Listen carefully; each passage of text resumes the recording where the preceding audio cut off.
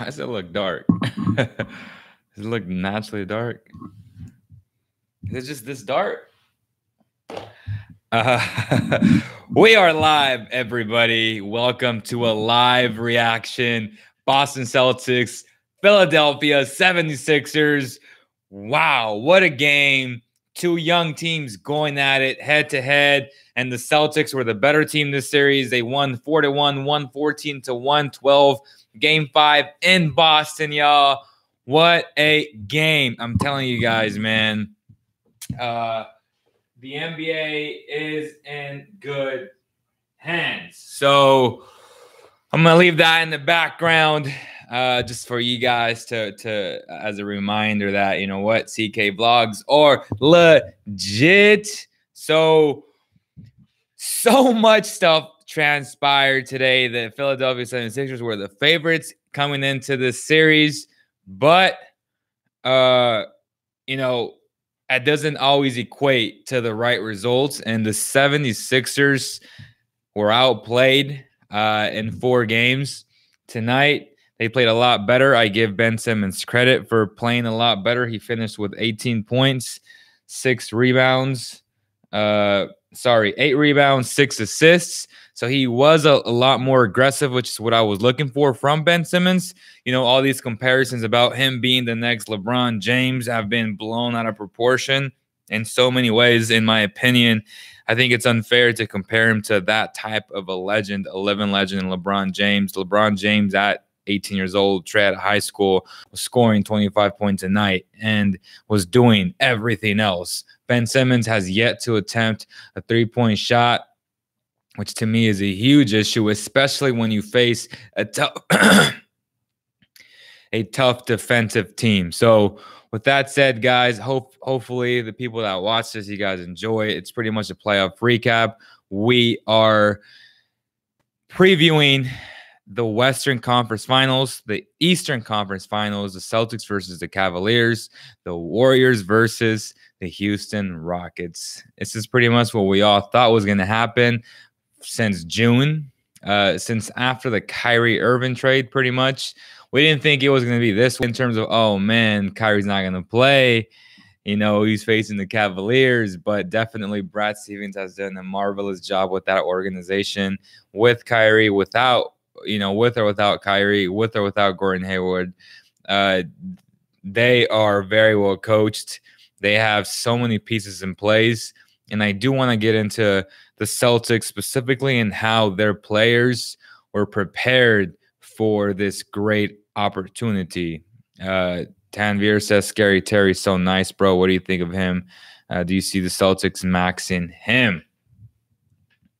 Well, you know, it's hard to say in terms of maxing them out, but definitely these playoffs, he's definitely playing like a max player, point guard, no question about it.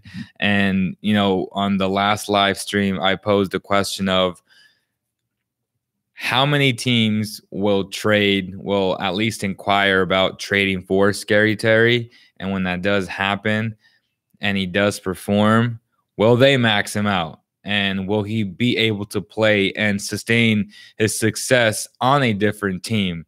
I believe he has the talent, the overall play to sustain this success. I don't think it's just Brad Stevens putting him in a great situation to succeed. A lot of it was Terry Rozier learning from Isaiah Thomas 2 years ago. And this entire year, Terry Rozier learning from Kyrie Irving. He was prepared. He kept his body ready. And now that he is performing so well, everyone's like, whoa. Is it Brad Stevens? No, it's Scary Rozier being prepared for this opportunity. He looks like an all-star point guard. He looks like an NBA starter at that position. Shane Larkin, the third string, which is now the second string point guard, he looks like a third string point guard to me. Jason Tatum, also, as Scary Rozier, he was prepared for these situations. He was prepared for the opportunity when Hayward went down, right? So what I'm saying is you really have to be ready for these opportunities to cash in and play at a very high level. Not anyone can perform the way Rozier and Tatum perform. They were blessings in disguises for the Celtics. Kyrie Irving and Haywood getting injured, no question about it. And their guys, their youth, they were ready for it. What I'm saying is both these individuals, Tatum and Rozier, are special players and huge testament to their hard work, their patience, their perseverance to be in the position and really playing at a very high level. But also Brad Stevens having this free flow, everyone for everyone system where everyone succeeds. One man goes down, the next steps up. That's the type of culture that Brad Stevens has really implemented in Boston. And, you know, shout out to Danny Ainge. He's done a marvelous job. I was very critical of him before the Kyrie trade, and everything is going well for him now, right? He just beat the team that I think the entire nation was behind in the Philadelphia 76ers. A lot of bandwagon people going behind Embiid, who was super likable, right? You really enjoy watching that guy play. Simmons with that Magic Johnson type passing ability, but not really with that aggressiveness that I expect from a guy like Ben Simmons. But that's neither here nor there.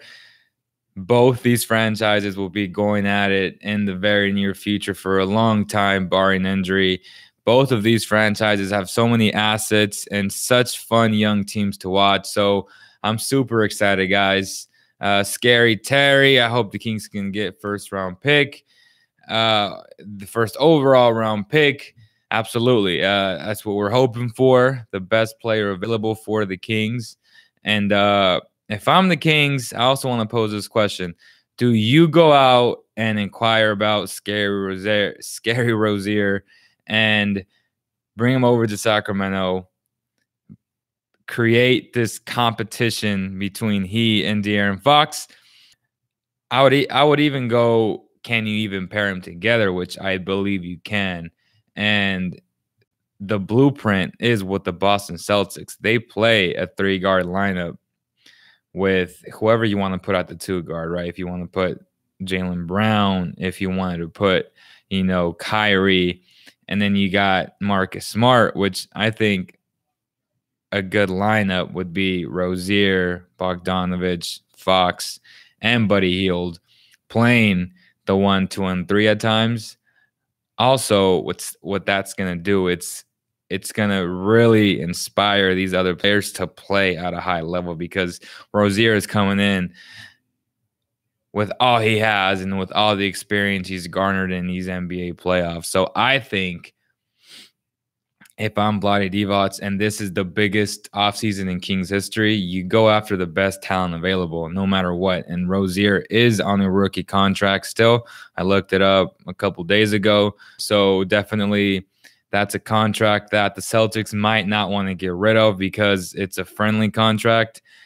But they're going to have to make decisions because there will be a lot of teams inquiring about Terry Rozier, man. Make no question about that. Like, this dude is legit on both ends of the floor. He made the biggest play of the game today, deflecting that shot off of Embiid, which led to a Boston Celtics possession. Big time stuff right there. Tanvir says, why not? That would be awesome. I agree 100% with that. So that's it. Let's go over the stats today. Rozier finished with 17, 6 rebounds, and a +5 for the game. Big time minutes, 40 minutes. Again, he didn't have a great shooting night, 4-15, but the man comes up big with big time shots. So I just love Rozier, man. Like I've been a big fan since he came out of Louisville. He's really developed himself into a very good basketball player. Jaylen Brown, 24 points. Jason Tatum, 25 points. I'm going to say this right now, man. I think he's better than Ben Simmons. You may not agree with me, but I think he's a better overall player. He's not afraid of the moment. A lot like Donovan Mitchell. He's been that reliable scorer. And I think long-term, he finishes as the better player, barring injury, of course. That's always going to be about, injuries and whatnot. But I think Jason Tatum right now is the better player. And even though he may not get the credit for being that, which, I mean, he should. He's taken his team. He and Rozier and Al Horford, they've taken the team to the Eastern Conference Finals without Kyrie Irving, the superstar player. So you have to give credit where credit is deserved. And Jason Tatum is that and much, much more. So I like him. I like this entire roster that the Celtics have. They're a scary team. They can go out and literally get a top 5 player because they have assets. But the real question is, will the Boston Celtics want to give away their assets? I don't know. I think I'd keep the band together and see where that takes you. It's taking you pretty far this year already, and that's without 2 All-Stars. So I like what they're doing. Now, there is the king waiting, and he is coming to Boston. So the Boston Celtics will stay home and take on the king in the first 2 games in Boston. So it's going to be very interesting how Brad Stevens prepares for the king. He has a lot of bodies to throw at him. You can throw in, Marcus Smart, Jason Tatum, Marcus Morris. You can throw in, obviously, oh my gosh, Jaylen Brown. So that's 4 bodies right there. If you go and you do that, I think you'll be fine. You let anyone else beat you. I don't believe this. The Cavs have the role players to sustain what they've been doing. I just think they were psychologically better than the Toronto Raptors. They were not the better team from top to bottom, but you got to give credit where credit is due. And the role players did step up. Kevin Love had, I believe it was 2 monstrous games, but his other role players hit big-time 3-pointers, which really kept them alive and gave them the lead. So many things went well for the Cleveland Cavaliers. They are now facing a very well-coached Boston Celtics, a very young Boston Celtics team. But why not? Jason Tatum after the game pretty much said, "Why not us?" And I'm agreeing with the young man. Why not him? Tevin Little, what's going on, brother? Smart will get under LeBron's skin.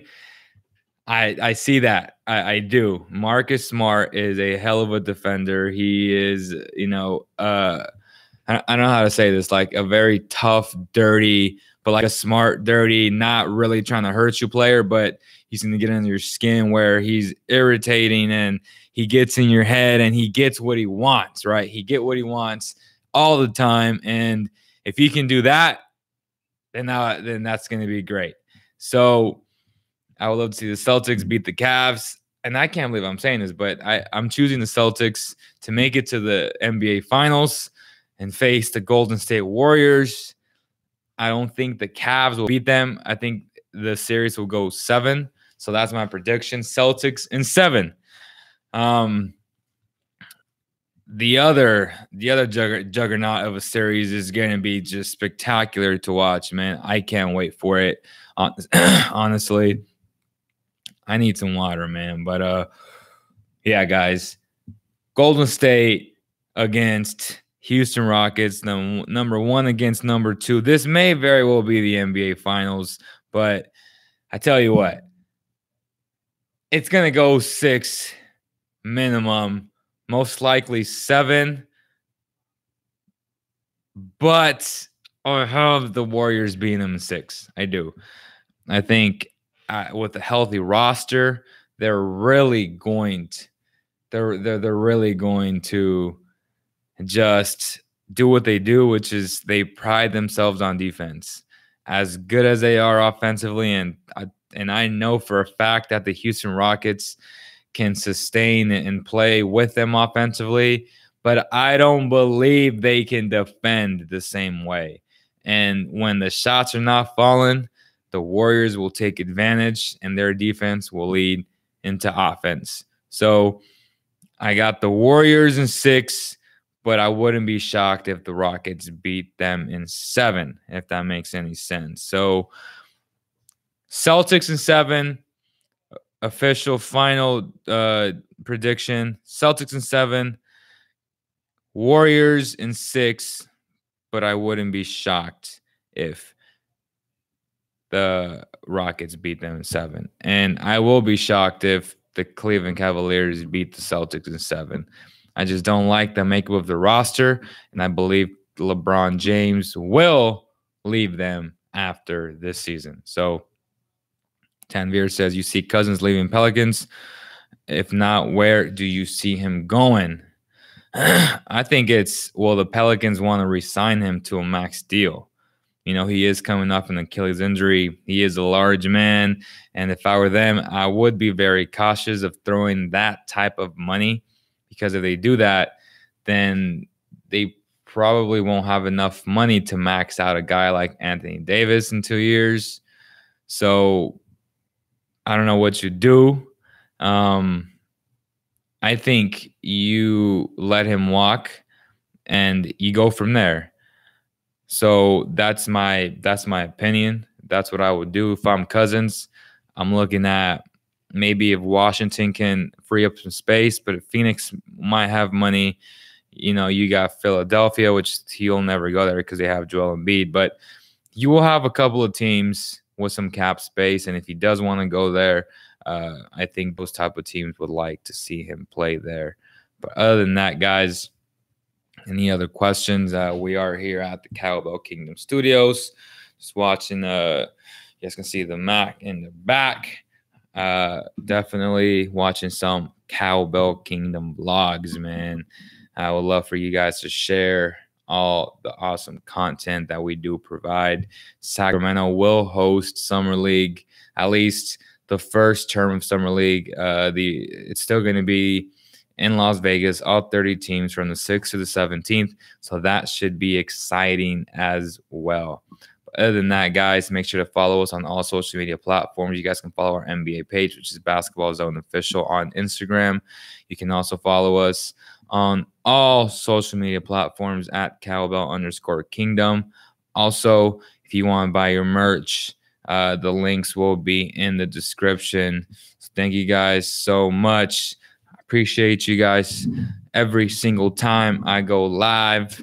God bless you guys, and I'll see you guys on the next stream.